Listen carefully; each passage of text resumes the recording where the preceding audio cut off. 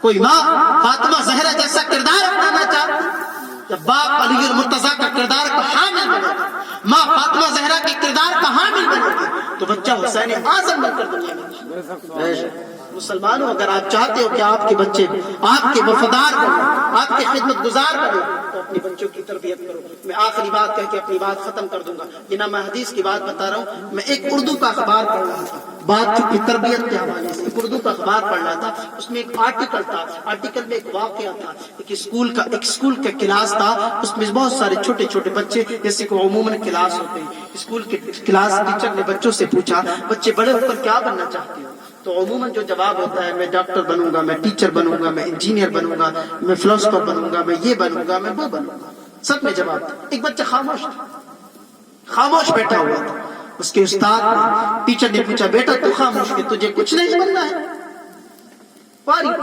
پائی سال ہے، کیوں چپ بیٹھا ہے، تجھے کچھ نہیں بننا؟ تو اس نے کہا ہاں بننا ہے۔ کہا بیٹا کیا بننا؟ کہا میرے استاد میں صحابی بننا چاہتا ہوں، میں صحابی۔ استاد نے یہ بات سنی تو غصہ آ گیا، کہا جانتا بھی ہے صحابی کا مرتبہ کتنا عظیم ہوتا ہے، صحابی کا منصب کتنا عظیم ہوتا ہے، وقت کا غوث ہو، وقت کا قطب ہو، چاہے زندگی سجدے میں گزاری ہو، پھر بھی صحابی نہیں بن سکتے۔ تیرے دل میں یہ خیال آیا کتنا؟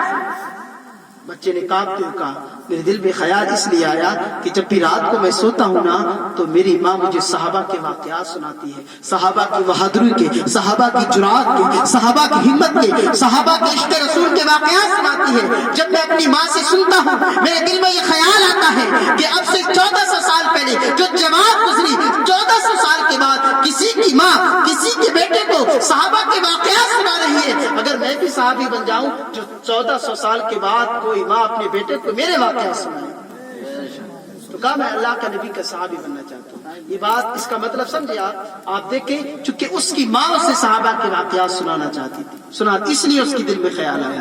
ہم اپنے بچوں کو کتنا بتاتے ہیں کہ صحابہ کی زندگی کیا تھی، نبی کی سیرت کیا تھی، نبی کا اخلاق کیا تھا۔ میں نوجوانوں آپ سے کہتا ہوں ہمارے نبی کی سیرت کے بارے میں ہم کیا جانتے ہیں؟ ہمیں کچھ بھی نہیں۔ ابھی میں غالباً سن رہا تھا ایک کوئی نعت خان صاحب تھے، وہ کہہ رہے تھے ربیع مہینہ کون سا ہے، تو میں نے سنا ایک بھی آواز نہیں ہے۔ ہمیں تو ہمارے اسلامی سال کے مہینوں کے نام بھی آتے، ہم اگر پوچھیں ہمارے نبی کی زندگی کی کتنی ہے ہمیں یہ بھی نہیں پتا، مکہ میں مدینہ میں کتنی گزری یہ بھی نہیں پتا۔ مسلمانوں ہم شکوہ یہ کرتے ہیں ہم پریشان ہیں، ہم پریشان اس لیے ہیں کہ ہم نے نبی کے دامن کرم کو چھوڑ دیا ہے، ہم نے نبی کے دامن کرم سے وابستگی جو ہونا چاہیے وہ وابستگی نہیں ہے۔ اگر اس انداز میں وابستہ ہو جائے، اگر اس انداز میں نبی کی سیرت کو اپنا لیں، وہ معزز تھے زمانے میں مسلمان ہو کر، اور آج ہم خوار تاریخ کے قرآن ہو کر، وہ قرآن کے عامل تھے تو دنیا کے سارے بر اعظموں پر ان کی حکومت تھی۔ اندلس پر اسلام کا پرچم، افریقہ پر اسلام کا پرچم، یوروپ میں اسلام کا پرچم، فارس میں اسلام کا پرچم، عرب میں اسلام کا پرچم، لیکن اندلس بھی تباہ ہو گیا، بغداد بھی لٹ گیا، قرطبہ میں آثار قدیمہ ختم ہو گئی۔ کیوں؟ چونکہ مسلمانوں نے سیرت نبوی کو چھوڑ دیا۔ میں نے بھی ڈاکٹر اقبال کا وہ شعر سنا جب میں ہالینڈ کے لیڈن یونیورسٹی کی لائبریری میں پہنچا۔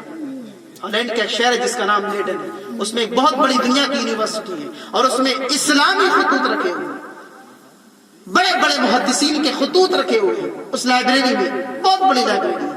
میں نے دیکھا وہ کتابیں، وہ خطوط علامہ محمد ابن عربی رضی اللہ تعالیٰ، بڑے بڑے علماء کے خطوط رکھے ہوئے، تو میرے ذہن میں ڈاکٹر اقبال کا وہ شعر آ گیا کہ مگر وہ علم کے موتی کتابیں اپنے آپ آتی، تو دیکھا ان کو یورپ میں تو دل ہوتا ہے سہکار۔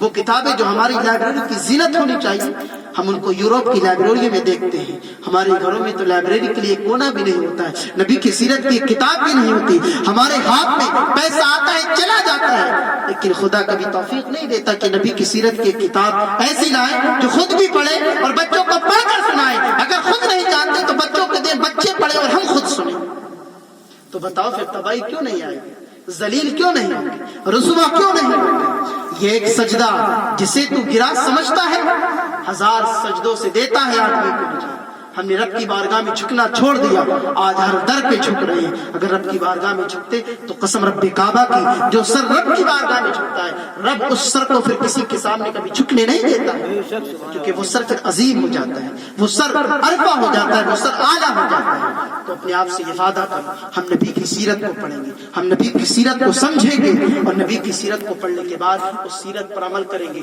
جو اخلاق نبی کا تھا وہ اخلاق ہمارا ہونا چاہیے۔ نبی نے فرمایا بڑوں کی عزت کرو، چھوٹوں پر رحم کرو۔ ہم بڑوں کی عزت کرنا چاہیے، اور جو بچے ہیں انہیں ڈانٹنا نہیں چاہیے، ان پہ شفقت کرنا چاہیے۔ یہ نبی کا درس ہے، یہ پیغمبر اعظم کا درس ہے، یہ آج کی محفل کا درس ہے۔ مسلمانوں اگر آپ اس پر عمل کرو گے تو آج کی محفل میں آپ کا بیٹھنا کامیاب ہوگا، آپ کی آج کی محفل میں آنا کامیاب ہوگا، اور آج کی رات میں آپ کا جاگنا کامیاب ہوگا، اور میلاد کی برکتیں ملیں گی۔ اور آپ کو میلاد کی اگر برکتیں ملیں گی، قسم رب کعبہ کی زندگی میں انقلاب آئے گا، زندگی میں سدھار آئے گا، چہروں پر نور آئے گا، چہروں پر برکتوں کا ظہور آئے گا۔ اور قسم رب کعبہ کی پھر محمد عربی کی غلامی کا اگر سچا پٹا ڈال دیا تو اعلیٰ حضرت کی اس شعر کی سچی ترجمانی تمہاری زندگی کرے گی کہ لحد میں عشق رخ شہ کا داغ لے کے چلے، اندھیری رات سنی تھی چراغ لے کے چلے، اے عشق تیرے صدقے چلے سے چھٹے سستے، تو آگ لگائی ہے جو آگ بجھا دے گی۔ استغفر اللہ ربی من کل ذنب و اتوب الیہ وما علینا الا البلاغ۔ السلام علیکم ورحمۃ اللہ تعالی۔